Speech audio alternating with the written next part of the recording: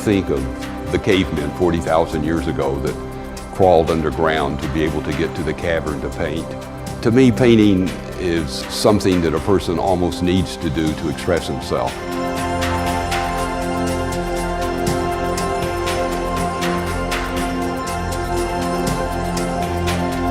Style, Jackson Pollock said, is like a rat in your apartment. You can never get rid of it. And I think that's how it is. Each of us have our own mark, and we can't help it. And out of the millions of people that paint, each one is individual, thanks to the way someone made us.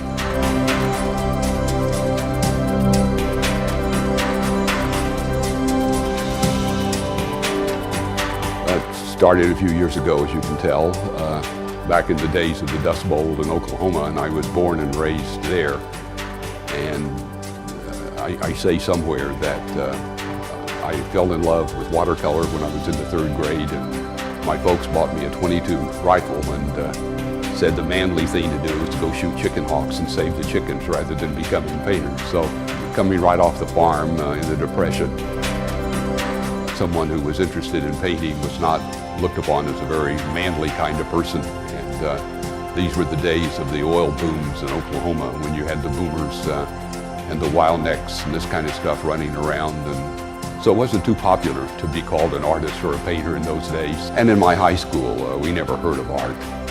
So I was introduced to art very late in life. His works reflect a singular form in illuminated and yet drenched in shadows. And so it's ethereal with a focus of a form that is not always quite in focus. This is Night Watchman. I did go through a period, and frankly I'm still in it, where I love the oranges and the reds. And I thought that with a nice lot of texture, that this played pretty well with itself. But the paint's not real, the owl's not real, but it's the feeling that this painting will give you that's real. And you won't remember me, or you won't remember what I've said, but I think if you look at the painting, the eyes are something that you see, you're going to remember that because it's a feeling that the painting imparted.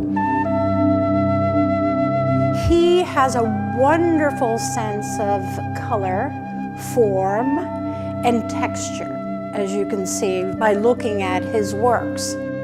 This painting obviously was based upon a Picassoist, and you probably would recognize these are some of the paintings. I'm not sure that if Picasso did these particular ones. He actually makes his own paints, which is really unique. The white is a combination of plain white, and then I make a lot of my own colors. And some of the heavier stuff you can see that's more coarse is white paint that I've made. You would go from that to something else that I love is what I call Starbright. This, I think, if I was trying to pick a person, would be starting with the Jackson Pollock, in that you see the drippings and stuff. Hopefully I put my own mark on the painting, and with heavy texture, and again with a lot of glass and a lot of sand, to try to get some internal kinds of reflections out of that. I guess I go from that to something like this, which has won, by the way, a Best of Show in a couple of places. I started out calling this painting The Journey because it's the first step. But everyone talking about feelings, everyone that saw this said, oh, it's the first step. So I changed the title. It's been known by Journey, and it's been known by First Step.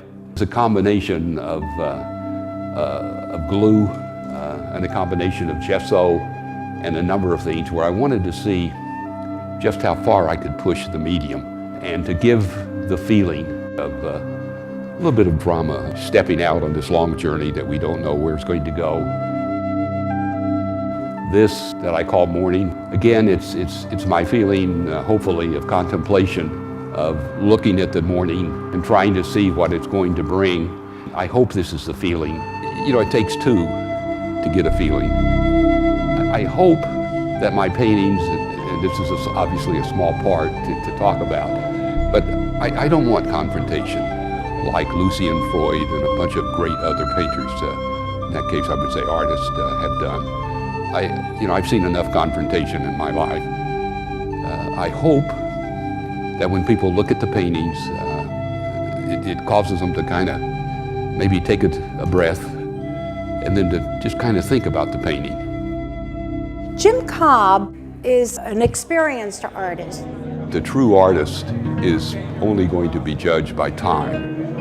And you can think about people in history that you would call an artist. And for every one artist, in my judgment, there's 100,000 painters. And so it's just something that it just seems to me a little too exciting just to say that I'm an artist. I think it's better to say that we're painters, and some of us will be judged artists.